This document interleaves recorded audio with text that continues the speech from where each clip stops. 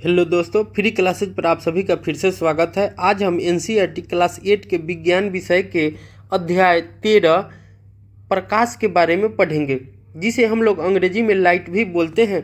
अगर इसी भी तरह के और भी अध्यायों को आपको देखना हो तो आप हमारे यूट्यूब चैनल फ्री क्लासेज 504 को सब्सक्राइब कर सकते हैं और वहां जाकर सभी अध्यायों को वीडियो को आसानी से देख सकते हैं। उसे भी बेहतर तरीके से समझाया गया है। फिर भी आपको अगर अच्छा लगे तो आप हमें लाइक एंड सब्सक्राइब कर दीजिएगा। उम्मीद है आपको भी बेहतर तरीके से उन चीज़ों को बारीकी से समझ में आएंगी।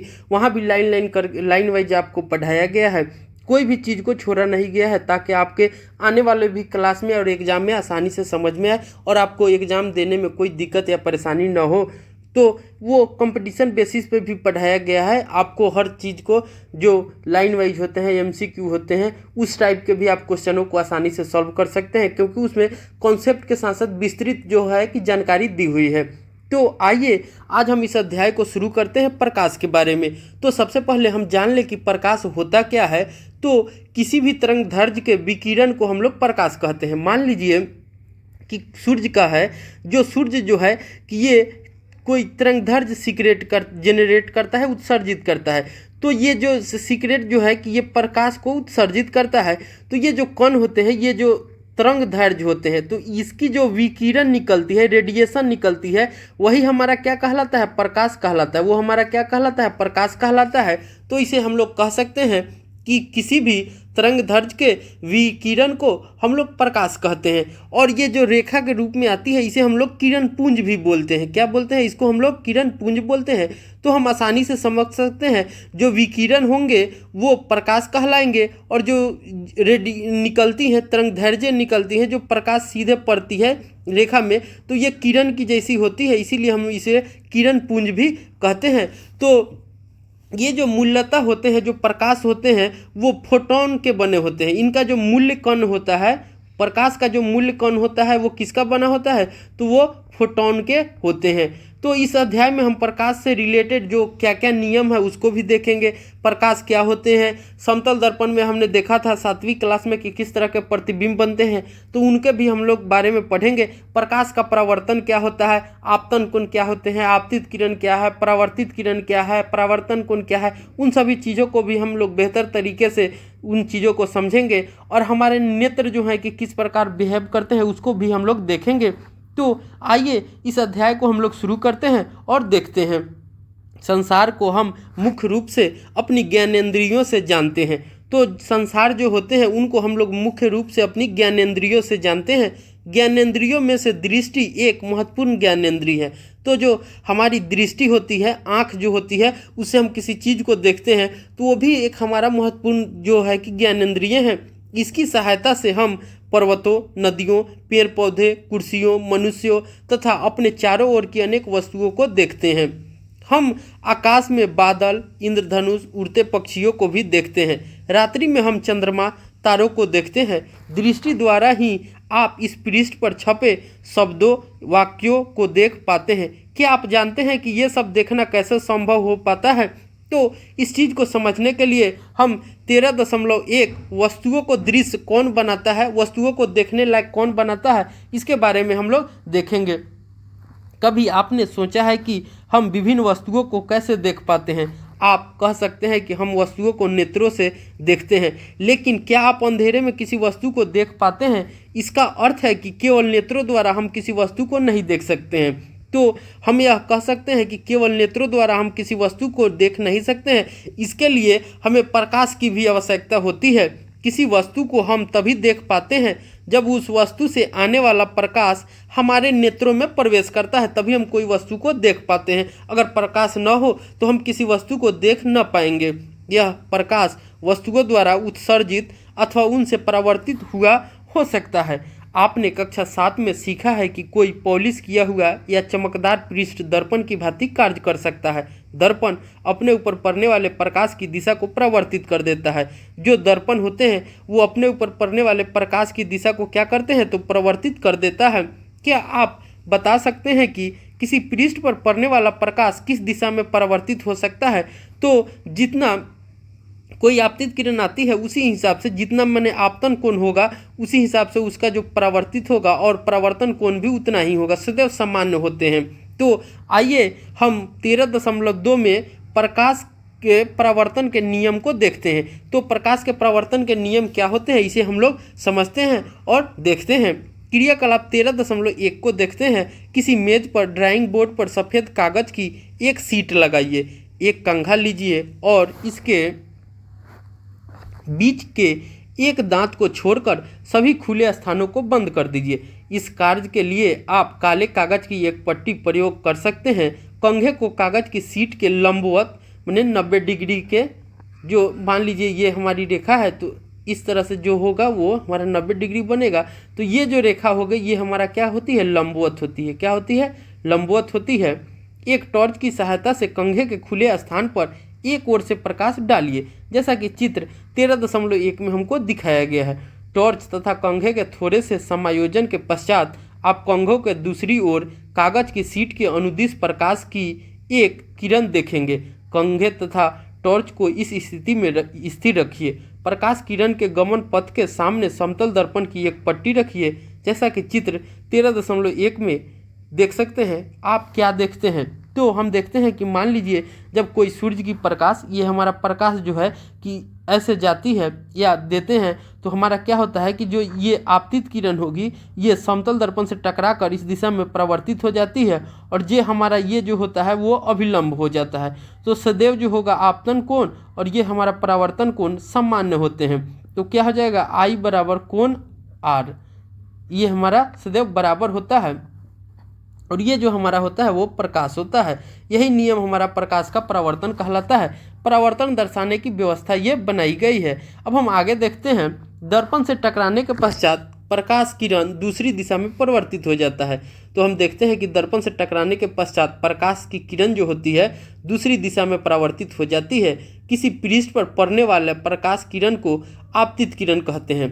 किसी पृष्ठ पर पड़ने वाली जो पड़ती है किरण वो हमारा क्या कहलाती है, आपतित किरण कहलाती है। जैसे कि आप देख सकते हैं ये जो किरण है ये दर्पण पर पड़ती है तो ये हमारा क्या हो जाएगा, आपतित किरण हो जाएगा। क्या हो जाएगा, आपतित किरण हो जाएगा। इसे हम लोग इंसिडेंट रे भी बोलते हैं। अब ये जो हमारा होगा आपतित किरण हो जाएगा। और देखिए ये दर्पण से परावर्तित होकर ये किरण हमारी बाहर आ रही है तो ये हमारा क्या हो जाएगा, परावर्तित किरण हो जाएगा। क्या हो जाएगा, परावर्तित किरण हो जाएगी। और जो आपतन कोण से जो कोण बनता है ये हमारा ये क्या हो जाएगा, आपतन कोण हो जाएगा, जिसे हम लोग I से इंडिकेट करते हैं। और ये हमारा जो परावर्तित किरण से जो कोण बनता है उसे हम लोग परावर्तन कोण कहते हैं, जिसे हम लोग कोण R के द्वारा इंडिकेट करते हैं। पृष्ठ से परावर्तन के पश्चात वापस आने वाली प्रकाश किरण को परावर्तित किरण कहते हैं। तो पृष्ठ से या दर्पण से टकराकर जो किरण आ रही है वो क्या हमारा कहलाती है, परावर्तित किरण कहलाती है। और जो आने वाली किरण है जो पृष्ठ से टकराती है या दर्पण से टकराती है वो आपतित किरण है।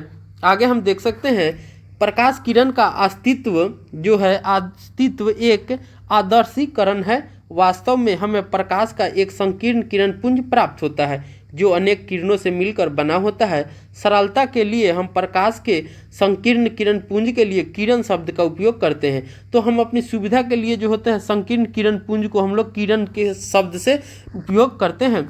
अपने मित्रों की सहायता से कागज पर समतल दर्पण की स्थिति तथा आपतित किरण परावर्तित किरणों को दर्शाने वाली रेखाएं खींचने के लिए कहिए। दर्पण तथा कंघे को हटाइए। दर्पण को निरूपित करने वाली रेखा के जिस बिंदु पर आपतित किरण दर्पण से टकराती है उस पर दर्पण से 90 डिग्री का कोण बनता हुआ एक रेखा खींचिए। यह रेखा परावर्तक पृष्ठ के उस बिंदु पर अभिलंब कहलाती है। तो जो रेखा होती है जो आपतित किरण पृष्ठ से टकराती है और परावर्तित किरण जब जाती है तो उसके जो बिंदु पर टकराती है और जाती है उस पे हम लोग जब अभिलंब खींचते हैं 90 डिग्री का एक कोण बनाते हैं तो वो जो पृष्ठ होगी या वो बिंदु होगा हमारा, उस पृष्ठ का बिंदु का वह अभिलंब कहलाती है, जिसे हम लोग परपेंडिकुलर भी बोलते हैं अंग्रेजी में। आपतित किरण तथा अभिलंब के बीच की कोण को आपतन कोण कहते हैं। तो हम देखते हैं कि जब हम यहाँ पे देखे थे कि जब आपतित किरण और ये जो अभिलंब है इसको हम लोग क्या बोलते हैं, अभिलंब बोलते हैं। तो इसको लिख ही लेते हैं, अभिलंब। तो हम देखते हैं कि जब आपतित किरण और अभिलंब के बीच में जो कोण बनता है हमारा आपतन कोण कहलाता है, और परावर्तित किरण और अभिलंब के बीच में जो कोण बनेगा वो हमारा क्या कहलाएगा, परावर्तन कोण कहलाएगा। तो आगे हम देखते हैं, और जो परावर्तित किरण तथा अभिलंब के बीच में जो कोण बनता है हम लोग परावर्तन कोण कहते हैं। क्या कहते हैं, परावर्तन कोण कहते हैं। आपतन कोण को हम लोग कोण आई से इंडिकेट करते हैं और परावर्तन कोण को कोण आर से इंडिकेट करते हैं, जैसा कि चित्र 13.3 में दिखाया गया है।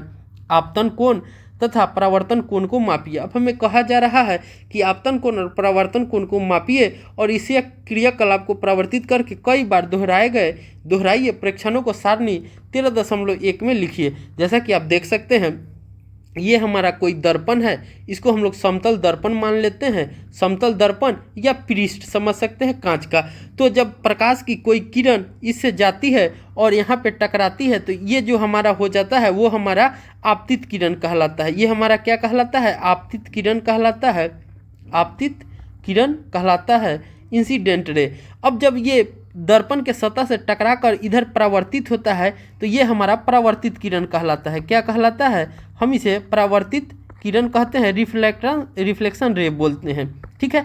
अब जब देखिए ये हमारा परावर्तित है, ये आपतित किरण है, तो जब इसे एक अभिलंब 90 डिग्री का कोण खींचते हैं ये हमारा क्या कहलाता है, अभिलंब कहलाता है। तो अभिलंब और आपतित किरण के बीच में जो कोण बनता है वो हमारा क्या कहलाता है, आपतन कोण कहलाता है। और अभिलंब और परावर्तित किरण के बीच में जो कोण बनता है वो हमारा परावर्तन कोण कहलाता है। तो ये हमारा आपतन कोण हो गया, ये परावर्तन कोण हो गया। कोण आई होता है और कोण आर होता है। कोण आई जो होंगे हमेशा कोण आर के बराबर होते हैं।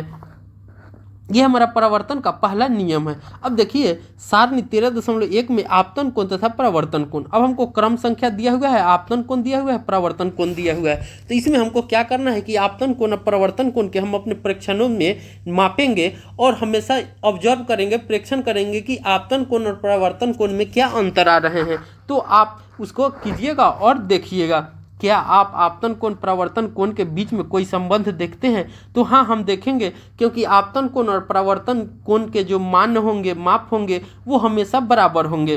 क्या ये दोनों लगभग बराबर है? तो हाँ, यदि यह क्रियाकलाप सावधानीपूर्वक किया जाए तो आपतन कोण सदैव परावर्तन कोण के बराबर होता है। जो आपतन कोण होते हैं वो सदैव परावर्तन कोण के बराबर होते हैं।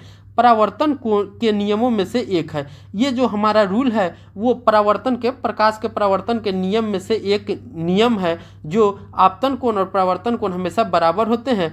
कोण आई बराबर कोण आर, आपतन कोण बराबर परावर्तन कोण। अब हम क्रियाकलाप 13.2 को देखते हैं और इसे बेहतर तरीके से समझने की कोशिश करते हैं। क्रियाकलाप 13.1 को दोबारा कीजिए। इस बार किसी सख्त कागज की शीट अथवा चार्ट पेपर का उपयोग कीजिए। शीट मेज के किनारे से थोड़ी बाहर निकली हुई होनी चाहिए। चित्र 13.4 में देखिए, शीट के बाहर निकले भाग को बीच में से काटिए। परावर्तित किरण को देखिए, सुनिश्चित कीजिए कि परावर्तित किरण कागज के बाहर निकले भाग पर भी दिखाई दे। कागज के बाहर निकले उस भाग को मोड़िए जहां पर परावर्तित किरण दिखाई दे रही है। क्या आप यह भी परावर्तित किरण को देख पाते हैं? कागज को पुनः प्रारंभिक स्थित अवस्था में लाइए। जो कागज अपनी अवस्था में थी उस अवस्था में हम लोग अब ला लेंगे। क्या आप फिर से परावर्तित किरण को देख पाते हैं? इससे आप क्या निष्कर्ष निकालते हैं? जैसा कि हम चित्र 13.4 ए बी में देख सकते हैं। ए में हम देखिए, जब प्रकाश के एक कंघे से रिफ्लेक्स कराते हैं, प्रकाश छोड़ देते हैं, प्रवाहित करते हैं, तो देखते हैं कि ये मिरर पर हम आसानी से चित्र को देख सकते हैं। ये कांच पे ये हमारा क्या हो जाएगा, आपतित किरण हो जाएगा, ये हमारा परावर्तित किरण हो जाएगा। तो अब हम इसको ढक देते हैं, कागज के गत्ते के मोड़ में छिद्र करते हैं, तो उसमें देखते हैं ये हमारा आपतित किरण, ये हमारा परावर्तित किरण हो जाता है। और ये हमारा क्या हो जाएगा, अभिलंब हो जाएगा। जब मेज पर कागज की पूरी शीट फैलाते हैं तो यह एक तल को निरूपित करती है। आपतित किरण आपतन बिंदु पर अभिलंब तथा परावर्तित किरण ये सभी एक ही तल में होते हैं। तो हम आसानी से देख सकते हैं कि ये जो हमारा आपतित किरण है, अभिलंब है और परावर्तित किरण है, ये सभी एक ही तल में होते हैं। ये सभी क्या होते हैं? तो एक ही तल में होते हैं। ये हमारा प्रकाश के परावर्तन का दूसरा नियम है। आपतित किरण आपतन बिंदु पर अभिलंब तथा परावर्तित किरण ये सभी एक ही तल में होते हैं। जब आप कागज को मोड़ देते हैं तो आप एक नया तल बना देते हैं जो उस तल से भिन्न होता है जिसमें आपतित किरण अभिलंब स्थित होते हैं। तब आप परावर्तित किरण नहीं देख पाते हैं। यह क्या निर्देशित करता है? यह दर्शाता है कि आपतित किरण आपतन बिंदु पर अभिलंब तथा परावर्तित किरण ये सभी एक ही तल में होते हैं। तो जो हमारा देखते हैं कि जो हमारा आपतित किरण होते हैं, अभिलंब होते हैं और परावर्तित किरण होते हैं, वो सभी एक ही तल में, माने एक ही जो प्लेट होगा, मान लीजिए ये हमारा तल है तो एक ही तल पर होंगे। कोई मान लीजिए आपतित किरण ये है, अभिलंब ये है, तो परावर्तित किरण हमारी दूसरी तरफ नहीं होगी या दूसरी दिशा में नहीं होती है या दूसरे तल पर नहीं होगी। क्यों? क्योंकि ये सभी जो होंगे एक ही तल पर होंगे। यही हमारा प्रकाश के परावर्तन का दूसरा नियम है। यह परावर्तन का एक अन्य नियम है। पहेली तथा बूझों ने उपरोक्त क्रियाकलाप टॉर्च के स्थान पर सूर्य को प्रकाश स्रोत के रूप में उपयोग करके कक्ष के बाहर किए।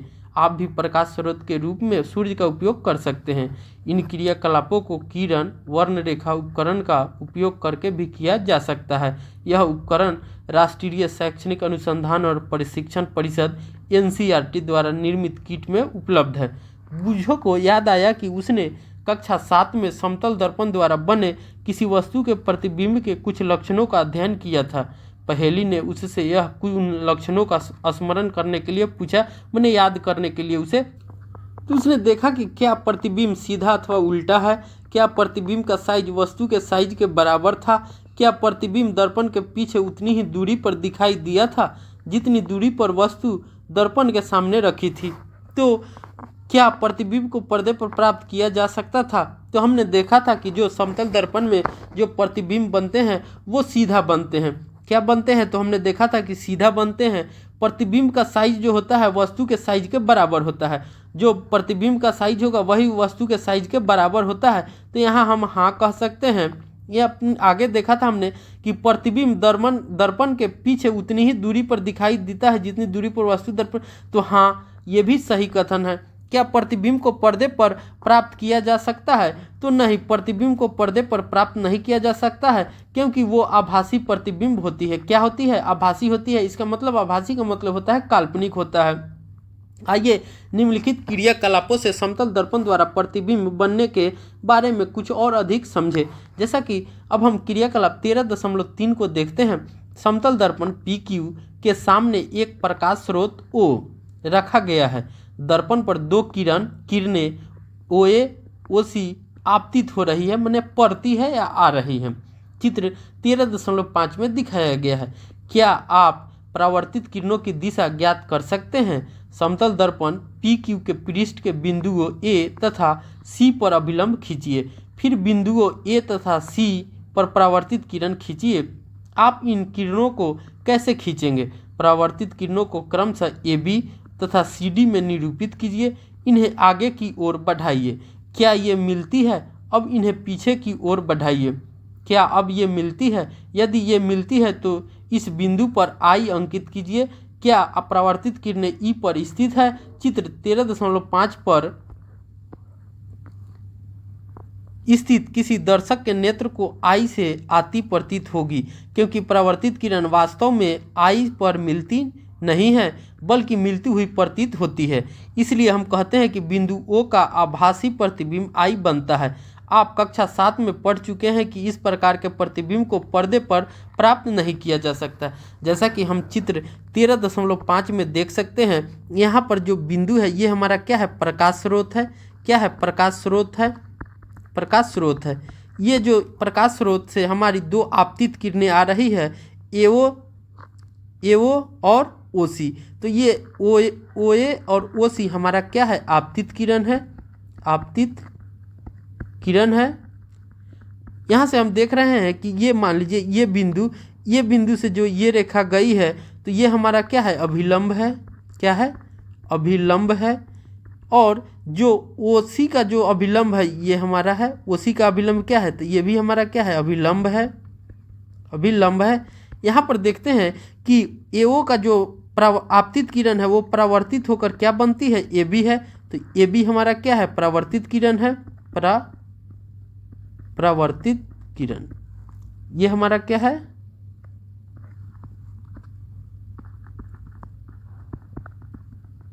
परावर्तित किरण। अब हम देखते हैं कि जो OC जो आपतित किरण है उसका जो परावर्तित किरण है वो क्या है, CD है, तो AB और CD हमारा क्या है, परावर्तित किरण है, AB और CD हमारा परावर्तित किरण है। ये हमारा मानव नेत्र है जिसे हम देखते हैं मानव नेत्र। तो जब हम देखते हैं तो दो बिंदुओं, जब हम परावर्तित किरण AB और CD को बढ़ाते हैं आगे की तरफ बढ़ाते हैं तो ये एक बिंदु पर मिलती है जिसे हम आई से इंडिकेट करते हैं, जिसको इमेज भी कह सकते हैं या हम लोग प्रतिबिंब कहेंगे। क्या कहेंगे, प्रतिबिंब कहेंगे। इसे हम लोग आई से इंडिकेट करते हैं। तो जो ये हम प्रकाश स्रोत देखते हैं इसका प्रतिबिंब हमको दर्पण के पीछे बना हुआ प्रतीत होता है। क्या होता है, दर्पण के पीछे, और जितना दूरी ये है यहाँ से इसकी दूरी जितनी होगी यही दूरी जो होगी इस आभासी प्रतिबिंब की होगी। मान लीजिए ये हमारा P और O की डिस्टेंस D है तो हमारा P और I की डिस्टेंस भी क्या होगी, D होगी। ये जो दूरी होती है वो सामान्य होती है। तो जो हमारा सामने प्रतिबिंब नहीं बनकर दर्पण के पीछे बन रहा है तो ये कैसा प्रतिबिंब होता है, तो आभासी प्रतिबिंब होता है। किस प्रकार का प्रतिबिंब होता है, तो ये आभासी प्रतिबिंब होता है। और ये जो वस्तु का जो प्रकाश स्रोत का साइज है उसी के बराबर इसका भी साइज होता है। तो साइज के बराबर ही प्रतिबिंब बनता है। आप देख सकते हैं कि और जो आभासी बिंदु है वो आई पर है, तो ये जो हमारा है आभासी बिंदु है, साइज के बराबर है, बराबर दूरी पर बनता है। और प्रतिबिंब क्या है, तो उल्टा है कि सीधा है, तो प्रतिबिंब जो है कि सीधा है। जैसा यहाँ है वैसा ही प्रतिबिंब यहाँ है, तो प्रतिबिंब हमेशा समतल दर्पण पर सीधा बनती है। अब हम आगे देखते हैं।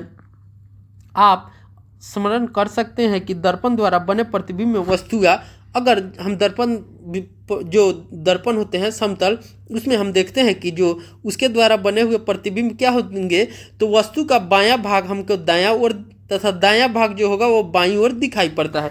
जैसे ये हमारा दायां भाग होगा तो हमको बाईं ओर दिखाई देगा। जैसे मान लीजिए आप दर्पण में देखते हैं तो जैसे ये दर्पण हो गया, ये हमारा दर्पण हो गया। अब मान लीजिए यहाँ आप खड़े हैं, यहाँ आप खड़े हैं, तो आपका जो होगा ये मान लीजिए ये आपका दायां है, ये आपका क्या हो जाएगा, ये आपका लेफ्ट है और ये राइट है, ये आपका राइट है, ये लेफ्ट है। तो आप जब दर्पण में देखिएगा, ये हम मिरर मान लेते हैं, तो जब मिरर में देखिएगा तो ये राइट आपका इस साइड चला आएगा, ये आपका राइट हो जाएगा और ये आपका लेफ्ट हो जाएगा। तो दायां जो है कि बायां दिखाई देता है, बायां दायां दिखाई देता है। इस तरह से हम आसानी से समझ सकते हैं। अब हम आगे देखते हैं 13.3 में नियमित तथा विसरित परावर्तन। जो हमारा नियमित अथवा विसरित परावर्तन क्या है उसके बारे में हम लोग देखते हैं। उसको समझने के लिए अब हम दायां दिखाई पड़ता है इस पर जो इसमें और है, जो बायां दिखाई देता है वो हमारा क्या कहलाता है, तो इसे हम लोग पार्श्व परिवर्तन भी कहते हैं। इस परिघटना को क्या कहते हैं, पार्श्व परावर्तन कहते हैं। अब हम नियमित तथा विसरित परावर्तन के बारे में देखते हैं। क्रियाकलाप 13.4 को देखते हैं। कल्पना कीजिए कि चित्र 13.6 में दर्शाए अनुसार किसी अनियमित पृष्ठ पर समांतर किरणें आपतित होती है। याद रखिए पृष्ठ के प्रत्येक बिंदु पर परावर्तन के नियम मान्य हैं।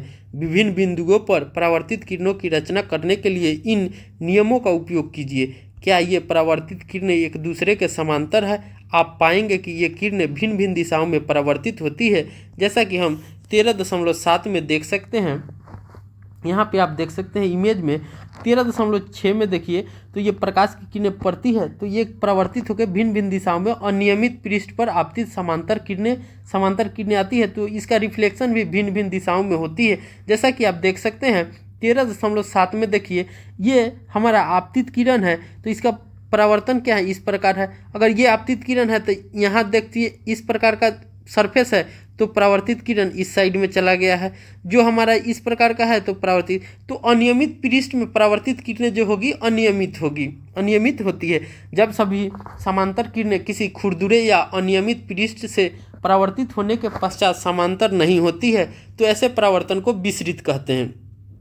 तो हम देखते हैं कि जब सभी समांतर किरणें किसी खुरदुरे या अनियमित पृष्ठ कह सकते हैं, या इससे अंग्रेजी में हम लोग रफ सरफेस भी बोलते हैं, तो जब रफ सरफेस होगा, खुरदुरे सरफेस होगा और उससे सभी जो समांतर किरणें, आपतित किरणें होंगी, वो परावर्तित होने के पश्चात समांतर नहीं होती है तो ऐसे परावर्तन को हम लोग विसरित परावर्तन कहते हैं। ऐसे परावर्तन को हम लोग क्या कहेंगे, तो विसरित परावर्तन कहेंगे। जब याद रखिए, विसरित परावर्तन में भी परावर्तन के नियमों का सफलतापूर्वक पालन होता है। तो जो विस्तृत परावर्तन होते हैं उसमें भी जो परावर्तन के जो नियम होंगे वो सफलतापूर्वक पालन होते हैं। प्रकाश का विसरण गत्ते जैसे विषय परावर्ती पृष्ठ पर अनियमितताओं के कारण होता है। इसके विपरीत दर्पण जैसे चिकने पृष्ठ से होने वाले परावर्तन को नियमित परावर्तन कहते हैं। लेकिन जब वही परावर्तन हमारे दर्पण से होते हैं तो ऐसे चिकने पृष्ठ से, तो ऐसे हम लोग परावर्तन को हम लोग नियमित परावर्तन कहते हैं। जैसा कि चित्र 13.8 में हमको नियमित परावर्तन का द्वारा प्रतिबिंब बने हैं, तो ये हमारा दर्पण है, तो ये हमारा जो प्रतिबिंब है ये सभी जो होते हैं कि नियमित परावर्तन होते हैं, क्योंकि इनका रिफ्लेक्शन होता है कि पैरेलल होता है, समांतर ही इसका जो परावर्तन होगा। आपतित जिस समांतर किरण से हो रही है तो परावर्तन भी समांतर ही होते हैं, इसे हम लोग नियमित परावर्तन कहते हैं। आगे हम लोग देखते हैं, क्या हम सभी वस्तुओं को परावर्तित प्रकाश के कारण ही देख पाते हैं? तो हाँ, हम सभी वस्तुओं को प्रकाश के परावर्तित होने के कारण ही देख पाते हैं। आपके चारों ओर लगभग सभी वस्तुएं आपको परावर्तित प्रकाश के कारण ही दिखाई देती है। उदाहरण के लिए चंद्रमा सूर्य से प्राप्त प्रकाश को परावर्तित करता है। इस प्रकार हम चंद्रमा को देख पाते हैं। जो पिंड दूसरी वस्तुओं के प्रकाश में चमकते हैं उन्हें प्रदीप्त पिंड कहते हैं। तो जो पिंड जो होंगे दूसरी वस्तुओं को प्रकाश में चमकते हैं उन्हें प्रदीप्त पिंड कहते हैं। क्या आप कुछ ऐसे अन्य पिंडों के नाम बता सकते हैं? कुछ अन्य पिंड हैं जो स्वयं प्रकाश उत्सर्जित करते हैं। कुछ पिंड ऐसे भी होते हैं जो स्वयं प्रकाश उत्सर्जित करते हैं, जैसे सूर्य, मोमबत्ती की ज्वाला, विद्युत लैंप। इनका प्रकाश हमारे नेत्रों पर पड़ता है। इस प्रकार हम इन पिंडों को देखते हैं। जो पिंड स्वयं प्रकाश उत्सर्जित करते हैं वे दीप्त पिंड कहलाते हैं। तो जो पिंड अपने स्वयं प्रकाश उत्सर्जित करते हैं वे हमें क्या कहलाते हैं? दीप्त पिंड कहलाते हैं। और जो पिंड दूसरे वस्तुओं से प्रकाश में चमकते हैं वे हमें प्रदीप्त पिंड कहलाते हैं। अब हम आगे 13.4 में परावर्तित प्रकाश को पुनः परावर्तित किया जा सकता है। जो परावर्तित प्रकाश होते हैं उन्हें पुनः परावर्तित किया जा सकता है, इसके बारे में हम लोग देखते हैं। तो हाँ, किया जा सकता है। एक और दर्पण लगाएंगे तो वो भी फिर जो परावर्तित किरण है वो आपतित किरण की तरफ बिहेव करेगी और फिर वो रिफ्लेक्ट हो जाएगी। स्मरण कीजिए कि जब पिछली बार आप किसी केश प्रसाधक के यहाँ गए थे, उसने आपको एक दर्पण के सामने बैठाया था। केश प्रसाधक का मतलब कि जो बाल का हेयर कटिंग करते हैं उन्हें हम लोग बोलते हैं। उसने आपको एक दर्पण के सामने बैठाया था। बाल कट चुकने के पश्चात उसने आपके पीछे की ओर एक दर्पण रखा था। इस दूसरे दर्पण की सहायता से आप सामने वाले दर्पण में यह देख सकते थे कि आपके बाल कैसे कटे हैं। अब हम आगे देखते हैं, क्या आप बता सकते हैं कि अपने शरीर के पीछे के बालों को आप कैसे देख पाए थे? पहेली को याद आया कि कक्षा 6 में विस्तारित क्रियाकलाप के रूप में उसने एक परिदर्शी बनाया था। परिदर्शी में 2 समतल दर्पण उपयोग किए थे। तो उसने जो परिदर्शी बनाया था उसमें उसने 2 समतल दर्पण का उपयोग किया था। क्या आप बता सकते हैं कि 2 दर्पणों में परावर्तन द्वारा आप उन वस्तुओं को देखने योग्य कैसे बना पाते हैं जिन्हें आप सीधे नहीं देख पाते? पारदर्शियों का उपयोग पनडुब्बियों, टैंकों, बंकरों में छिपे सैनिकों द्वारा बाहर की वस्तुओं को देखने के लिए किया जाता है। तो जो परिदर्शियाँ होते हैं उनका उपयोग हम लोग जो होता है कि पनडुब्बी में, टैंकों में और बंकर में छिपे सैनिकों द्वारा बाहर की वस्तुओं को देखने के लिए किया जाता है। अब हम 13.5 में बहुप्रतिबिंब के बारे में देखते हैं। आप जानते हैं कि समतल दर्पण किसी वस्तु का केवल एक ही प्रतिबिंब बनाता है। तो जो समतल दर्पण होते हैं वो किसी वस्तु का एक ही प्रतिबिंब बनाता है। यदि 2 समतल दर्पणों को संयोजन में उपयोग करें तो क्या होगा, आइए देखें। अब हम क्रियाकलाप 13.5 को देखते हैं। 2 समतल दर्पण लीजिए, उन्हें एक दूसरे से समकोण बनाते हुए इस प्रकार रखिए कि उनके किनारे आपस में मिले रहे। इन्हें जोड़ने के लिए आप किसी टेप का उपयोग कर सकते हैं। दर्पणों के बीच में एक सिक्का रखिए। आपको इस सिक्के के कितने प्रतिबिंब दिखाई देते हैं, जैसा कि चित्र 13.10 में दिखाया गया है। तो हम देख सकते हैं कि इसमें हमें 3 दिखाई दे रहे हैं। मान लीजिए ये हमारा सिक्का है, तो हम प्रतिबिंब देखते हैं, एक ये और एक ये। तो चित्र में समकोण में रखे एक समतल दर्पण द्वारा बने प्रतिबिंबों को देखिए। अब टेप का उपयोग करके दर्पणों को विभिन्न कोणों जैसे 45 डिग्री, 60 डिग्री, 120 डिग्री, 180 डिग्री आदि पर जोड़िए। दर्पणों के बीच में कोई वस्तु जैसे मोमबत्ती रखिए। प्रत्येक प्रकरण में वस्तु के बनने वाले प्रतिबिंबों की संख्या नोट कीजिए। अंत में दोनों दर्पणों में को एक दूसरे के समांतर खड़े कीजिए। देखिए अब मोमबत्ती के कितने प्रतिबिंब बनते हैं। एक दूसरे के समांतर रखे समतल दर्पण में बने प्रतिबिंब, जैसा कि अब हम खड़े करके मोमबत्ती को रखते हैं तो हम क्या देखते हैं, तो उस प्रतिबिंब को हम लोग 13.11 में देख सकते हैं। क्या अब आप यह स्पष्ट कर सकते हैं कि केश प्रसाधक की दुकान पर आप अपने सिर के पीछे के भाग को कैसे देख पाते हैं। एक दूसरे से किसी कोण पर रखे दर्पणों द्वारा अनेक प्रतिबिंब के बनने की धारणा का उपयोग बहुमूर्तिदर्शी में कैलाइडोस्कोप में भांति भांति के आकर्षक पैटर्न बनाने के लिए किया जाता है। आप स्वयं भी एक कैलाइडोस्कोप बना सकते हैं। जैसे हम देख सकते हैं, तो हम जब ऐसे प्रयोग करते हैं तो हमें एक ही वस्तु के कई प्रतिबिंब या बहुमूर्तिदर्शी कैलाइडोस्कोप में भली भांति आकर्षक पैटर्न बनाने में किया जाता है। तो हम कह सकते हैं कि जब हम 2 दर्पण लेते हैं तो उसमें एक वस्तु के कई प्रतिबिंब बनते हैं, वही हमारा क्या कहलाता है, तो बहुप्रतिबिंब कहलाता है। क्या कहलाता है, बहुप्रतिबिंब कहलाता है, जिसका उपयोग हम लोग बहुमूर्तिदर्शी कैलाइडोस्कोप में करते हैं। क्या करते हैं, कैलाइडोस्कोप में करते हैं, जो भांति भांति को आकर्षक बनाने के पैटर्न के लिए किया जाता है। तो जो बहुप्रतिबिंब होते हैं उनका हम लोग कहाँ उपयोग करते हैं, तो कैलाइडोस्कोप में। अब हम बहुमूर्तिदर्शी के बारे में देखते हैं। इसको समझने के लिए हम क्रियाकलाप 13.6 को देखते हैं। कैलाइडोस्कोप बनाने के लिए दर्पण की लगभग 15 सेंटीमीटर लंबी, 4 सेंटीमीटर चौड़ी 3 आयताकार पट्टियाँ लीजिए। इन्हें चित्र 13.12 में दर्शाए अनुसार एक प्रिज्म की आकृति में जोड़िए। इन्हें गत्ते या मोटे चार्ट पेपर की बनी एक बेलनाकार ट्यूब में दृढ़ता से लगाइए। सुनिश्चित कीजिए कि ट्यूब दर्पण की पट्टियों से थोड़ी लंबी हो। ट्यूब के एक सिरे को गत्ते की एक ऐसी डिस्क से बंद कीजिए जिसमें भीतर का दृश्य देखने के लिए जैसा कि आप चित्र 13.12 में देख सकते हैं, ये हमारा क्या है, बहुमूर्तिदर्शी है, जिसे हम लोग कैलाइडोस्कोप भी बनाना कहते हैं। इसे हमको बनाते हैं, तो कैसे बनाना है उसको हम लोग देख सकते हैं। एक हमने क्या किए हैं, तो एक कैलाइडोस्कोप बनाने के लिए हमने दर्पण लिए है। उसमें दर्पण जो पट्टी है, एक हमने 15 सेंटीमीटर काटी है लंबी, और चौड़ी जो है कि 4 सेंटीमीटर काट कर 3 आयताकार पट्टी ले ली है, और इसे तीनों को हमने साट दिया है। एक ये पट्टी, एक इस साइड और एक नीचे वाली पट्टी, तो 3 पट्टी हमने लेकर साट दिया है और एक प्रिज्म की आकृति में जोड़ दिया है। और इन्हें गत्ते या मोटे चार्ट पेपर से बनी एक जो बेलनाकार आकृति है उसके अंदर हम लोग थोड़ी लंबाई में डाल दिए हैं, जैसे ये देख सकते हैं, और इसको एक गत्ते के ढक्कन से हमने ढक दिया है।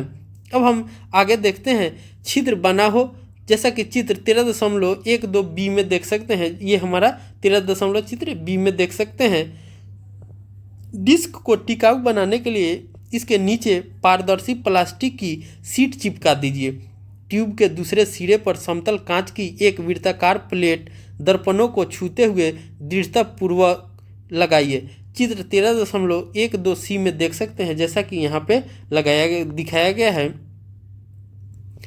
इस प्लेट पर छोटे छोटे रंगीन कांच के कुछ टुकड़े, रंगीन चूड़ियों के टुकड़े रखिए। ट्यूब के इस सिरे को घिसे हुए कांच की प्लेट से बंद कीजिए। रंगीन टुकड़ों की हलचल के लिए पर्याप्त जगह रहने दीजिए। आपका कैलाइडोस्कोप तैयार हो गया। जब आप छिद्र से झांकते हैं तो आपको ट्यूब में भांति भांति के पैटर्न दिखाई देते हैं। कैलाइडोस्कोप की एक रोचक विशेषता यह है कि आप कभी भी एक पैटर्न दोबारा नहीं देख पाएंगे। प्रायः दीवारों वाले कागजों तथा वस्त्रों के डिजाइन बनाने वाले तथा कलाकार कैलाइडोस्कोप का उपयोग नए नए पैटर्न की कल्पना करने के लिए करते हैं। अपने खिलौनों को आकर्षक बनाने के लिए आप इस पर रंगीन कागज चिपका सकते हैं। एवं 13.6 में सूर्य का प्रकाश श्वेत या रंगीन, सूर्य के जो प्रकाश हैं वह श्वेत है या रंगीन है, तो हम इसके बारे में देखते हैं। तो हमने कक्षा 7 में आपने सीखा कि सूर्य के प्रकाश को श्वेत प्रकाश के रूप में जाना जाता है। तो जो सूर्य के प्रकाश हैं उसे हम लोग श्वेत प्रकाश के रूप में जाना जाता है। आपने यह भी सीखा कि इसमें 7 रंग होते हैं, यह दर्शाने के लिए कि सूर्य के प्रकाश में अनेक रंग होते हैं। एक और क्रियाकलाप 13.7 करते हैं। अब हम 13.7 हमारे नेत्रों की संरचना क्या है, तो हमारे नेत्र की संरचना कैसी होती है इसके बारे में हम लोग पढ़ेंगे और देखते हैं कि हमारे नेत्र की संरचना कैसी होती है। इससे पहले हम क्रियाकलाप 13.7 को देख लेते हैं कि उपयुक्त साइज का एक समतल दर्पण लीजिए। इसे चित्र 13.13 में दर्शाए अनुसार एक कटोरी में रखिए, कटोरी में जल भरिए। इस व्यवस्था को किसी खिड़की के पास इस प्रकार रखिए कि दर्पण पर सूर्य का प्रकाश सीधा पड़ सके। कटोरी की स्थिति को इस प्रकार समायोजित कीजिए कि दर्पण से परावर्तित होने वाला प्रकाश किसी दीवार पर पड़े। यदि दीवार सफ़ेद न हो तो इस पर सफ़ेद कागज की शीट चिपकाएं। परावर्तित प्रकाश को अपना अनेक रंग दिखाई देंगे। आप इसकी व्याख्या किस प्रकार करेंगे? दर्पण एवं जल संयुक्त रूप से एक प्रिज्म बनाते हैं। जो हमारा यहाँ पे देख सकते हैं कि दर्पण और जल होते हैं वो संयुक्त रूप से एक प्रिज्म बनाते हैं। यह प्रकाश को उसके अनेक रंगों में विभक्त कर देता है, विभाजित कर देता है। जैसा कि आपने कक्षा 7 में अध्ययन किया था, प्रकाश के अपने अनेक रंगों में विभाजित होने की जो होने को प्रकाश का विक्षेपण कहते हैं। तो प्रकाश जो होते हैं वो अपने रंगों में विभाजित होती है, ये हमारा प्रकाश का विक्षेपण कहते हैं। इंद्रधनुष विक्षेपण के दर्शाने वाली एक प्राकृतिक परिघटना है। तो जो इंद्रधनुष बनते हैं वो प्राकृतिक परिघटना है और प्रकाश के विक्षेपण का उदाहरण है। पर किसका उदाहरण है? तो प्रकाश के विक्षेपण का उदाहरण है। जैसा कि चित्र 13.13 में हम देख सकते हैं प्रकाश का विक्षेपण। तो ये जब ये सूर्य के प्रकाश पड़ती है तो ये जो पानी होते हैं और दर्पण होते हैं ये एक तरह से प्रिज्म का काम करते हैं। और जो दीवार पे हमने सादा कागज चिपकाया था उस पर एक इंद्रधनुष का चित्र बनता है जिसमें 7 रंग होते हैं, किसमें 7 वर्ण होते हैं। तो ये जो विक्षेपण होता है या विभाजित होता है वही हमारा प्रकाश का विक्षेपण कहलाता है। तो अब हम हमारे नेत्रों की संरचना क्या है उसके बारे में हम लोग देखते हैं। हम वस्तुओं को केवल तभी देख पाते हैं जब उनसे आने वाला प्रकाश हमारे नेत्रों में प्रवेश करता है। तो कोई भी वस्तु हो हम उस वस्तु को तभी देख पाते हैं जब उनसे आने वाला प्रकाश जो होते हैं हमारे नेत्रों में प्रवेश करता है। नेत्र हमारी सबसे महत्वपूर्ण ज्ञानेंद्रियों में से एक है, इसलिए इसकी संरचना एवं कार्यविधि को समझना हमारे लिए विशेष महत्वपूर्ण रखता है। हमारे नेत्र की आकृति लगभग गोलाकार है। हमारे नेत्र की आकृति कैसी होती है? तो लगभग गोलाकार है। नेत्र का बाहरी आवरण सफ़ेद होता है। जो हमारे आँख के बाहरी आवरण होते हैं वो सफ़ेद होते हैं। यह कठोर होता है ताकि यह नेत्र के आंतरिक भागों की दुर्घटना से बचाव कर सके। इसके जो बाहरी भाग कठोर होते हैं वो नेत्र के आंतरिक भागों से दुर्घटना से बचाव करते हैं। इसके पारदर्शी अग्रभाग को कॉर्निया कहते हैं। जो हम देख सकते हैं कि ये हमारा आगे का जो पारदर्शी भाग होता है ये हमारा ये क्या कहलाता है? कॉर्निया कहलाता है। तो आगे के जो पारदर्शी भाग होंगे वो हमारा कॉर्निया कहलाता है। और जो या स्वच्छ मंडल कहते हैं, स्वच्छ मंडल भी कहते हैं, इसे हम लोग क्या कहेंगे? स्वच्छ मंडल भी कहते हैं। कॉर्निया के पीछे हम एक गहरे रंग की पेशीय संरचना पाते हैं जिसे परितारिका या आइरिस कहते हैं। अंग्रेजी में हम लोग आइरिस कहते हैं, हिंदी में उसे परितारिका कहते हैं। तो कॉर्निया के पीछे हम एक गहरे पेशीय की संरचना पाते हैं, वो हमारा क्या कहलाता है? परितारिका कहलाता है। जैसे हम लिए सफ़ेद भाग के बाद ये देख सकते हैं ब्लू कलर का जो है वो हमारा क्या है? परितारिका है। तो ये कॉर्निया के पीछे होती है। आइरिस में एक छोटा सा द्वार होता है जिसे पुतली कहते हैं। तो आइरिस जो होता है ये आइरिस उसमें एक छोटा सा जो होता है वो छोटा साइज का द्वार होता है जिसे हम लोग क्या कहते हैं? तो उसे हम लोग पुतली कहते हैं। क्या कहते हैं? पुतली कहते हैं। यहाँ पर आप देख सकते हैं जिसे हम लोग लेंस या पुतली, ये छिद्र है, ये पुतली या लेंस कहलाता है। पुतली के साइज को परितारिका से नियंत्रित किया जाता है। तो जो हमारा पुतली होता है ये पुतली होता है इसकी साइज को परितारिका जो होती है वो नियंत्रित करता है। परितारिका नेत्र का वह भाग है परितारिका जो होती है नेत्र का वह भाग है जो इसके विशिष्ट रंग प्रदान करती है। जब हम कहते हैं कि किसी व्यक्ति के नेत्र हरे हैं तो वास्तव में हम परितारिका के रंग की बात कर रहे होते हैं। तो किसी व्यक्ति को हम देखते हैं कि उसकी आंखें हरे हैं तो हम उसके आंख के रंग हरे नहीं, उसकी परितारिका के बारे में बात करते हैं। परितारिका का रंग हरा होता है इसलिए उसकी आंखें हरी दिखती है। यदि परितारिका उजली हो तो उसकी आंखें उजली दिखाई देती है। किसी की आंखें जो होती है कि हमको भूरी दिखाई देती है तो उसकी परितारिका भूरी होगी। परितारिका नेत्र में प्रवेश करने वाले प्रकाशों को मात्रा को नियंत्रित करता है। तो जो परितारिका होती है वही जो होते हैं कि प्रकाश की जो मात्रा होती है उसको नियंत्रित करता है। आइए देखें यह कैसे होता है। अब हम क्रियाकलाप 13.8 को करते हैं। ये देख सकते हैं आप, ये हमारा क्या है, मानव नेत्र है और ये क्या है, प्रकाशिक तंत्रिका है और ये हमारा संवेदनशील होती है जो हमारे देखने में प्रकाशीय अति को जो प्रकाश की मात्रा होती है उसको परितारिका नियंत्रित करती है और ये हमारे आंखों तक पहुंचती है। और ये जो लेंस होते हैं वो काम करते हैं और ये रिफ्लेक्ट कर देते हैं किसी वस्तु पर, तब हमें वो वस्तु जो होती है दिखाई देती है। अब हम क्रियाकलाप 13.8 को देखते हैं। अपने मित्र की आंख में देखिए, पुतली के साइज का अवलोकन कीजिए, एक टॉर्च से उसकी आंख पर प्रकाश डालिए। अब पुतली का अवलोकन कीजिए, टॉर्च को बंद कीजिए तथा उसकी पुतली को एक बार पुनः अवलोकन करें। क्या आप पुतली के साइज में कोई परिवर्तन देख पाते हैं? किस स्थिति में पुतली बड़ी होती है? क्या आप बता सकते हैं कि ऐसा क्यों होगा? किसी स्थिति में आपको आंख में अधिक प्रकाश भेजने की आवश्यकता है, मंद प्रकाश में या तीव्र प्रकाश में? अब हम आगे देखते हैं। पुतली के पीछे एक लेंस है जो केंद्र पर मोटा है। तो पुतली के पीछे जो होता है कि एक लेंस होता है जो पीछे मोटा होता है। इस प्रकार का लेंस केंद्र पर मोटा होता है। इस प्रकार का लेंस क्या होता है, केंद्र पर मोटा होता है। जैसे कि आप देख सकते हैं ये जो छोटे छोटे छिद्र होते हैं इसके में वो क्या होते हैं, तो वो हमारा जो कहलाता है उसे हम लोग पुतली बोले थे और जो इस अंदर में रहता है ये लेंस की भांति हमारा कार्य करता है। तो लेंस जो होता है कि बाहरी तरफ से पतला रहता है और केंद्र में क्या होता है, मोटा होता है। तो स्मरण करिए कक्षा 7 में लेंसों के बारे में क्या पढ़ा था। लेंस प्रकाश को आंख के पीछे एक परत पर फोकसित करता है। इस परत को हम लोग रेटिना या दृष्टिपटल कहते हैं। क्या कहते हैं, रेटिना या दृष्टिपटल। ये जो हमारा होता है ये हमारा क्या कहलाता है, रेटिना कहलाता है। क्या कहलाता है, ये हमारा रेटिना कहलाता है। रेटिना अनेक तंत्रिका कोशिकाओं से बना होता है। जो रेटिना होते हैं वो अनेक तंत्रिका कोशिकाओं से बने होते हैं। तंत्रिका कोशिकाओं द्वारा अनुभव की गई संवेदनाओं को दृक् तंत्रिकाओं द्वारा मस्तिष्क तक जो होता है वो पहुंचा दिया जाता है। तो तंत्रिकाएं कोशिकाएं का मेनली काम होता है कि जो हम अनुभव करते हैं उस संवेदनाओं को वो दृक् तंत्रिकाएं द्वारा मस्तिष्क तक पहुंचा दिया जाता है। तंत्रिका कोशिकाएं दो प्रकार की होती है, एक हमारा होता है शंकु और दूसरा होती है शलाकाएं। तो शंकु उसे कहते हैं जो तीव्र प्रकाश के लिए सुग्राही होते हैं तथा शलाकाएं जो होते हैं वो मंद प्रकाश के लिए सुग्राही होते हैं।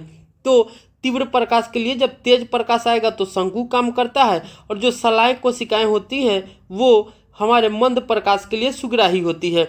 इसके अतिरिक्त शंकु रंगों की सूचनाएं भी भेजते हैं। तो जो हमारे शरीर में शंकु कोशिकाएं होते हैं वो रंगों को भी सूचनाएं जो होते हैं वो भेजते हैं।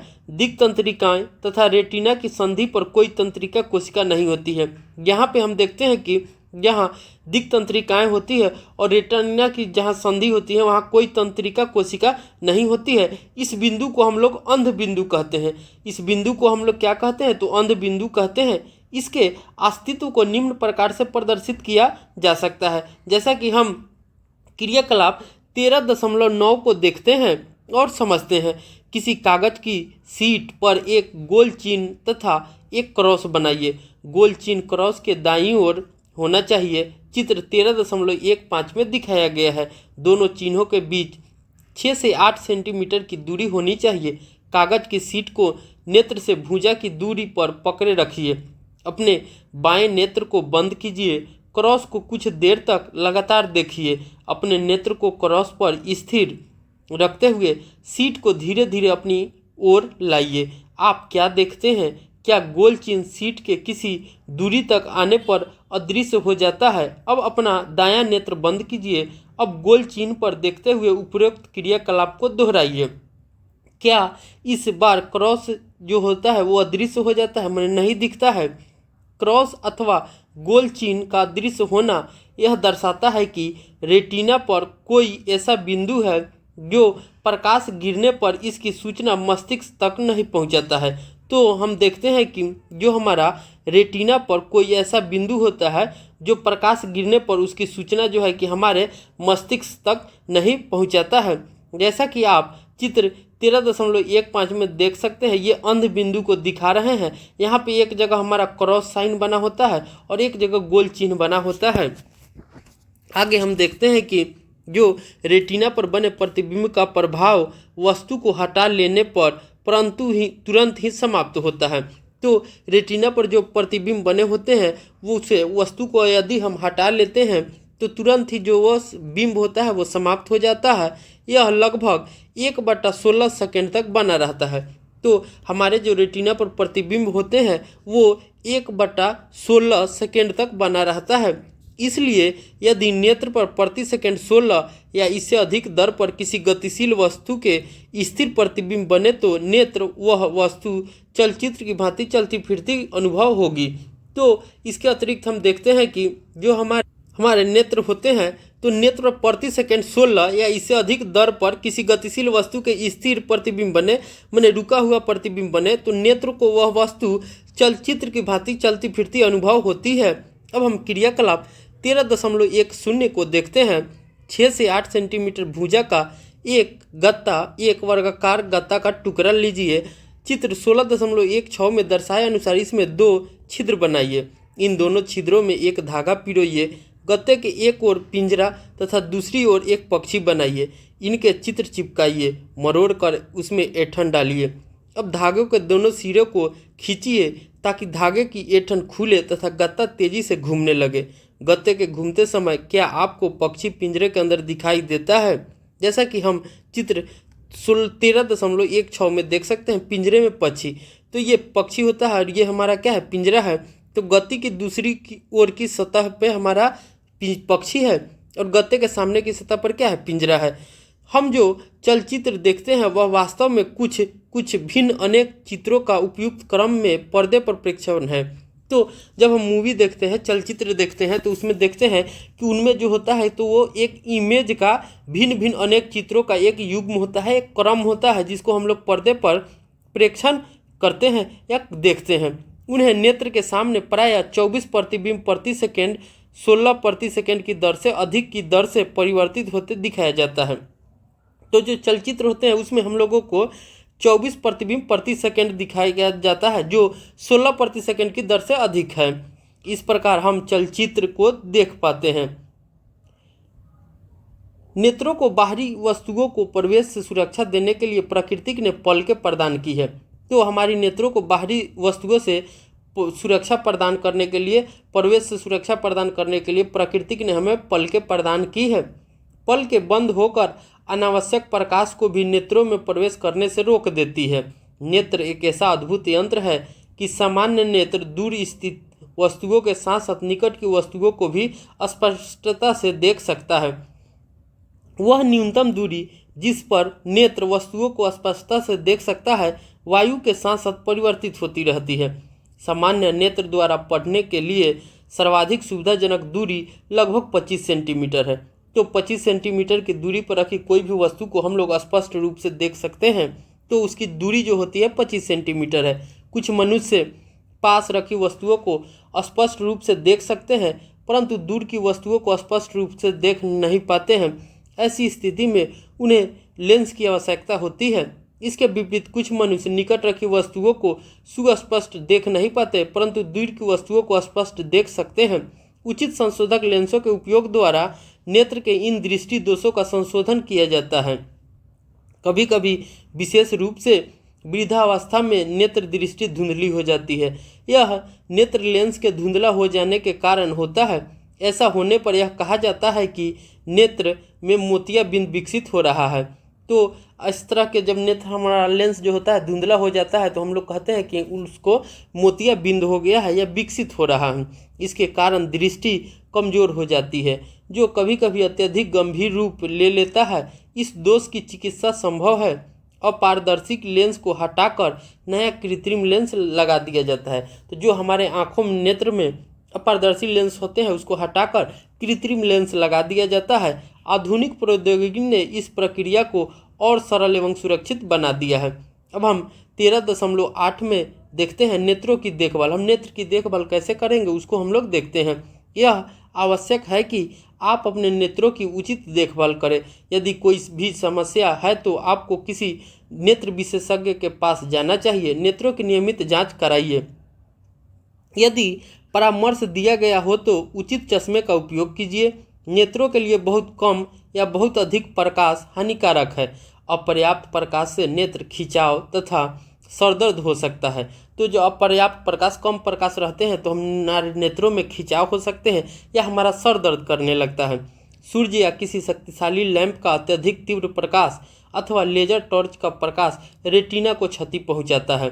तो हम देखते हैं कि जो हमारा तेज प्रकाश रहता है वो हमारे रेटिना को क्षति पहुंचाता है। क्या आप जानते हैं तो जंतुओं के नेत्र विभिन्न आकृतियों के होते हैं। केकड़े के नेत्र बहुत छोटे होते हैं परंतु इनके द्वारा केकड़ा चारों ओर देख सकता है, इसलिए यदि शत्रु पीछे से उसकी ओर आता है तब भी उसे पता लग जाता है। तितली के बड़े नेत्र होते हैं जो सहस्त्रों छोटे नेत्रों से मिलकर बने प्रतीत होते हैं, जैसा कि चित्र 13.17 में हम देख सकते हैं। यह केवल सामने या पार्श्व में नहीं बल्कि पीछे का भी देख सकता है। उल्लू रात में भली भांति देख सकता है परंतु दिन में नहीं देख पाता है। इसके विपरीत दिन के प्रकाश में सक्रिय पक्षी, चील, गरुड़ दिन में अच्छी प्रकार देख सकते हैं लेकिन रात में ठीक से नहीं देख पाते हैं। उल्लू के नेत्र में बड़ा कॉर्निया तथा बड़ी पुतली होती है। तो हम देखते हैं कि उल्लू जो होते हैं उनके नेत्र में बड़ा कॉर्निया और बड़ा पुतली होती है ताकि नेत्र में अधिक प्रकाश प्रवेश कर सके। इसी के साथ साथ इसके रेटिना भी बड़ी संख्या में शलाकाएं होती है जो मंद प्रकाश को देखती थी होती है तथा केवल कुछ ही शंकु होते हैं जो तीव्र प्रकाश के लिए संवेदनाएं सुग्राही करती है। इसके विपरीत दिन के पक्षियों के नेत्रों में शंकु अधिक तथा शलाकाएं कम होती है। अब हम आगे देखते हैं।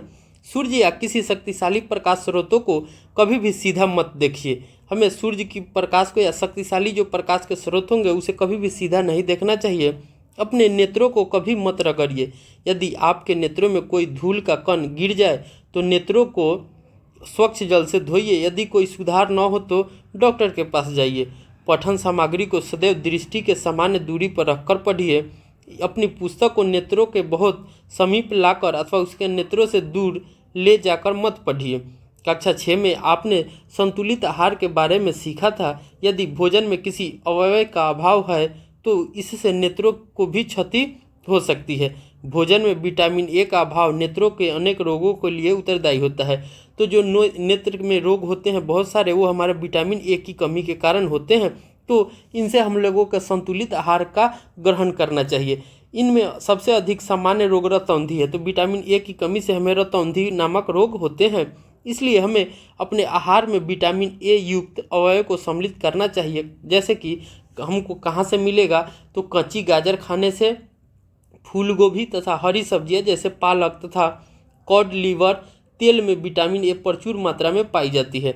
तो गाजर में, फूल गोभी में, हरी सब्जी में जैसे पालक तथा कॉड जो लीवर तेल में विटामिन ए प्रचुर मात्रा में पाई जाती है, इसीलिए हम लोगों को सेवन करना चाहिए। जैसे अंडे, दूध, दही, पनीर, मक्खन एवं फल जैसे आम, पपीता भी विटामिन ए से भरपूर होते हैं। अब हम 13.9 चक्षु विकृति वाले व्यक्ति पढ़ लिख सकते हैं, इसके बारे में हम लोग देखते हैं। कुछ व्यक्ति जिनमें बच्चे भी सम्मिलित है चक्षुषी दृष्टि संबंधी अक्षमता से पीड़ित होते हैं। उनकी वस्तुओं को देखने के लिए सीमित दृष्टि होती है। कुछ व्यक्ति जन्म से ही बिल्कुल नहीं देख पाते हैं। कुछ व्यक्ति किसी बीमारी या किसी चोट के कारण अपनी दृष्टि खो देते हैं।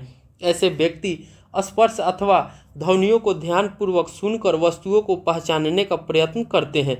वे अपनी दूसरी ज्ञानेंद्रियों को भी अत्यधिक विकसित कर लेते हैं। तथापि अतिरिक्त संसाधन उन्हें अपनी क्षमताओं को और अधिक विकसित करने में सक्षम बना सकते हैं। अब हम आगे देखते हैं चक्षु विकृति वाले व्यक्तियों के लिए अप्रकाशिक साधन या प्रकाशिक साधन।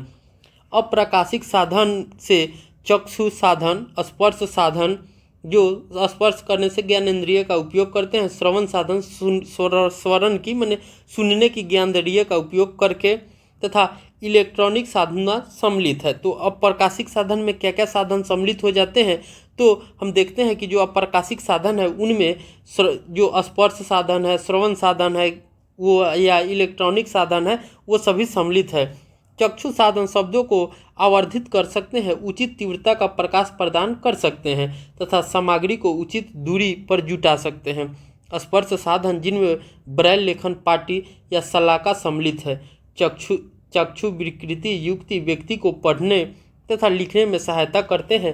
श्रवण साधनों में कैसेट, टेप रिकॉर्डर, बोलने वाली पुस्तकें ऐसे अन्य साधन सम्मिलित है।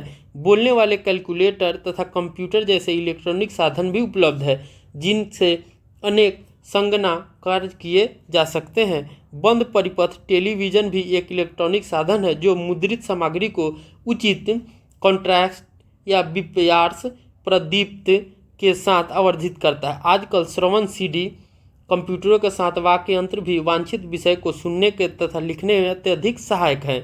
प्रकाशिक साधनों में द्विफोकसीय लेंस, संस्पर्श लेंस, रंजित लेंस, आवर्धक तथा दूरबीन साधन सम्मिलित है, जबकि लेंसों के संयोजन चक्षु सीमा बंधन के संशोधन के लिए उपयोग किए जाते हैं। दूरबीन जो साधन है वह चौकबोर्ड तथा कक्षा प्रदर्शनों को देखने के लिए उपलब्ध है। तो जो दूरबीन होते हैं तो वो चौकबोर्ड तथा कक्षा प्रदर्शनों को देखने के लिए उपलब्ध होते हैं। अब हम 13.10 में ब्रेल लिपि पद्धति क्या होती है उसके बारे में हम लोग देखते हैं। चक्षु विकृति व्यक्ति के लिए सर्वाधिक लोकप्रिय साधन ब्रेल है। तो जो आँख जिनके नहीं होते हैं, जिनकी दृष्टि गोचर होते हैं या कम होती है या वो देख नहीं पाते हैं, उनके लिए जो होता है कि सर्वाधिक साधन जो होता है वो ब्रेल है। तो वर्तमान पद्धति 1932 में अपनाई गई थी। जो ब्रेल साधन लिपि थी उसे हम लोग 1932 ईस्वी में अपनाए थे। सामान्य भाषाओं, गणित, वैज्ञानिक विचारकों के लिए ब्रेल कोड है। तो भाषाएं हैं, गणित है या वैज्ञानिक विचार है, उसके लिए ब्रेल कोड है। ब्रेल पद्धति का उपयोग करके अनेक भारतीय भाषाओं को पढ़ा जा सकता है। अब हम आगे देखते हैं तो इसको देखते हैं कि ब्रेल लिपि का आविष्कार किसने किया था। तो लुई ब्रेल जो स्वयं एक चक्षु विकृति युक्त व्यक्ति थे। तो जो लुई ब्रेल नामक एक व्यक्ति वैज्ञानिक थे जिन्होंने, वो भी चक्षु विकृति थे, माने वो देख नहीं पाते थे। उन्होंने चक्षु विकृति युक्त व्यक्तियों के लिए एक पद्धति विकसित किया था। इसे 1821 ईस्वी में प्रकाशित किया गया, जिसे हम लोग लुई ब्रेल या ब्रेल लिपि बोलते हैं। इनका नाम क्या था? तो लुई ब्रेल था। कब? तो 1821 ईस्वी में प्रकाशित किया गया था। अब हम देखते हैं ब्रेल लिपि पत्ती में 13 बिंदुकित पैटर्न अथवा छाप होते हैं। प्रत्येक छाप एक अक्षर या अक्षरों के समुच्चय या समान शब्द अथवा व्याकरणिक चिन्ह को प्रदर्शित करती है। बिंदुओं को ऊर्ध्वाधर पंक्तियों के 2 कक्षाओं में व्यवस्थित किया गया है। प्रत्येक पंक्ति में 3 बिंदु हैं। अंग्रेजी वर्णमाला के कुछ अक्षरों, कुछ सामान्य शब्दों को प्रदर्शित करने के लिए बिंदु किट पैटर्न नीचे दर्शाया गया है। जैसा कि आप देख सकते हैं, सी जो होते हैं उसे 2 बिंदुओं द्वारा दर्शाया जाता है, ए को 1 बिंदु द्वारा दर्शाया जाता है, जबकि टी को हम लोग 4 बिंदुओं द्वारा दर्शाते हैं। एंड को हम लोग 5 बिंदु द्वारा, और कॉमा जो होते हैं नीचे 2 बिंदु द्वारा हम लोग दर्शाते हैं। अब हम आगे देखते हैं, इन पैटर्न को जब ब्रेल शीट पर उभारा जाता है तो ये चक्षु विकृति युक्त व्यक्तियों को छूकर शब्दों को पहचानने में सहायता करते हैं। स्पर्श को आसान बनाने के लिए बिंदुओं को थोड़ा सा उभार दिया जाता है। स्पर्श को मैंने छूने से हम लोगों को आसान हो, तो उसलिए बिंदुओं को क्या किया जाता है? तो उभार दिया जाता है। चक्षु विकृति व्यक्ति जो ब्रेल पद्धति को अक्षरों से सीखना प्रारंभ करता है, इसके पश्चात विशेष छापों, अक्षरों के संयोजन को पहचानता है। सीखने की विधियाँ स्पर्श से पहचान करने पर निर्भर होती है। प्रत्येक छाप को स्मरण करना पड़ता है, मतलब याद करना पड़ता है। ब्रेल पाठों को हाथ या मशीन से तैयार किया जा सकता है। आजकल टाइपराइटर जैसी युक्तियाँ, मुद्रण मशीनें विकसित की गई है। अब हम आगे देखते हैं, कुछ चक्षु विकृति युक्त भारतीयों को महान उपलब्धि प्राप्त करने का श्रेय है। दिवाकर नामक एक प्रतिभा सम्मान बालक ने गायक के रूप में आश्चर्यजनक प्रदर्शन किए। उनका नाम क्या था? तो दिवाकर था, जो गायक थे। जन्म से पूर्णतः चक्षु विकृति युक्त श्री रविंद्र जैन ने इलाहाबाद से अपनी संगीत प्रभाकर की उपाधि प्राप्त की। उन्होंने एक गीतकार, संगीतकार या गायक के रूप में अपनी श्रेष्ठता को दर्शाया। श्री लाल आडवाणी, जो स्वयं चक्षु युक्त थे, ने भारत में विकलांग के पुनर्वास तथा विशिष्ट शिक्षा के लिए एक संस्था की स्थापना की। इसके अतिरिक्त उन्होंने यूनेस्को में ब्रेल समस्याओं पर भारत का प्रतिनिधित्व किया। अमेरिका की एक लेखिका एवं प्रधान अध्यापिका हेलेन ए केलर संभवतः सर्वविदित या प्रेरक चक्षुष विकृति युक्ति महिला थी। क्या उनका नाम था? तो हेलेन ए केलर वो अमेरिका की लेखिका थी और प्रधान अध्यापक भी थी। 18 महीने की आयु में उन्होंने दृष्टि खो दिया था। 18 महीने की आयु में उन्होंने दृष्टि खो दी थी, लेकिन उनके संकल्प तथा साहस के कारण वह एक विश्वविद्यालय से स्नातक की उपाधि धारण कर सकी। स्टोरी ऑफ माई लाइफ 1903 में प्रकाशित हुई थी। सहित उन्होंने अनेक पुस्तकें लिखी। तो स्टोरी ऑफ माई जो लाइफ नामक पुस्तक है उसे हेलेन ए केलर नामक महिला ने, जो अमेरिका की लेखिका थी और प्रधान अध्यापक थे, उन्होंने लिखी थी। उन्होंने कई सारी और बुकों को भी लिखा था। अब हम आगे देखते हैं कि इस अध्याय में हमने किन किन चीज़ों को देखा है और किन किन विषयों पर चर्चा की है। तो हमने देखा था कि प्रकाश जो होते हैं वो सभी पृष्ठों से परावर्तित होते हैं। तो प्रकाश जो होंगे वो सभी पृष्ठों से परावर्तित होते हैं।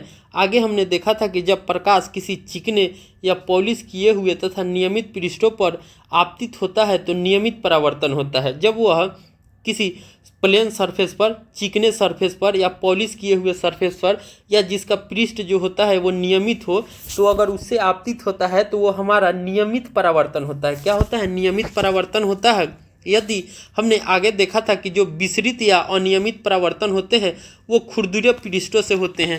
तो जो अनियमित परावर्तन होगा या विसरित परिवर्तन होगा तो वो सभी जो होंगे रफ सरफेस से होते हैं। किससे होते हैं? तो रफ सरफेस से, खुरदुरे पृष्ठ से होते हैं।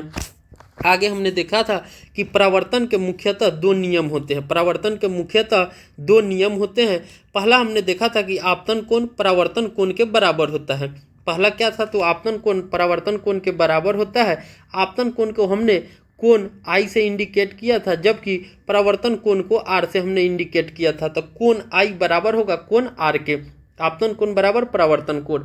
आगे हमने देखा था कि जो आपतित किरण होती है, परावर्तित किरण होती है तथा परावर्तक पृष्ठ पर जो आपतन बिंदु पर खींचा गया अभिलंब होता है वो हमने देखा था कि एक ही तल पर होते हैं, एक ही तल पर होते हैं। आगे हमने देखा था कि जो हमारा दर्पण होता है तो दर्पण पर जो प्रतिबिंब बनते हैं वो पार्श्व परिवर्तन होता है, वो हमारा पार्श्व परिवर्तन होता है। किसी कोण पर झुके दो दर्पण अनेक प्रतिबिंब बना सकते हैं। तो हमने देखा था कि किसी कोण पर झुके जो दो दर्पण होते हैं वो अनेक प्रतिबिंबों को बना सकते हैं। तो हमने क्रियाकलाप में भी देखे थे। और दो दर्पणों को लेकर जो एक सिक्का था उसको हम लोगों ने एक इस तरफ से एक इस तरफ से दर्पण को देखा था, तो उसके अनेक प्रतिबिंब बन रहे थे। आगे हमने देखा था कि जो बहुलित परावर्तन के कारण कलाइडोस्कोप में सुंदर पैटर्न बनते हैं। जो बहुलित परावर्तन होता है, जो बहुत सारे रेडिएशन जो होते हैं प्रकाश के वो डिफ्लेक्ट होते हैं और परावर्तन होते हैं, तो इसी के कारण हमारा जो था कि कलाइडोस्कोप में सुंदर पैटर्न बनते हैं। आगे हमने देखा था कि जो सूर्य के प्रकाश होते हैं वो श्वेत प्रकाश कहलाते हैं तथा यह 7 रंगों से मिलकर बना होता है। तो सूर्य के जो प्रकाश होते हैं वो श्वेत प्रकाश कहलाते हैं और यह 7 रंगों से मिलकर बना होते हैं। आगे हमने देखा था कि प्रकाश के अनेक घटक रंगों में विभक्त होने के विक्षेपण कहते हैं। तो जो प्रकाश होती है वो जब किसी प्रिज्म पर पड़ती है तो अनेक रंगों में विभक्त हो जाती है, बंट जाती है, जिसे हम लोग विक्षेपण कहते हैं। क्या कहते हैं? तो हम उसे विक्षेपण कहते हैं। और जो श्वेत प्रकाश होते हैं वे श्वेत प्रकाश जो होते हैं वो प्रिज्म से टकराकर टूटकर 7 रंगों में विभक्त हो जाते हैं। क्या होते हैं? तो 7 वर्णों में या इसे हम कह सकते हैं रंगों में विभक्त हो जाते हैं। क्या हो जाते हैं? विभक्त हो जाते हैं। आगे हमने देखा था कि हमारे नेत्र में महत्वपूर्ण भाग है, तो हमने हमारे नेत्र के बारे में देखे थे।